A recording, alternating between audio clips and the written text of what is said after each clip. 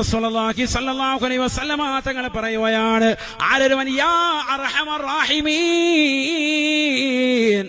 യാ അർഹമർ റഹീമീൻ, കരുണക്കടലായ നാഥാ എന്ന പടച്ചറബിനെ വിളിച്ച് 1000 പ്രാവശ്യം വിളിച്ചുകൊണ്ട് ദുആ ചെയ്തോ, അല്ലാഹുവിനോട് ചോദിച്ചോ, ഉത്തരം ലഭിക്കുമേ, അവന്റെ ഉദ്ദേശം വീടുമേ. ഹബീബുനാ ശഫീഉനാ റസൂലുള്ളാഹി من قال يا أرحم الراحمين في جوف الليل قال الله حاجته أو كما قال رسول الله.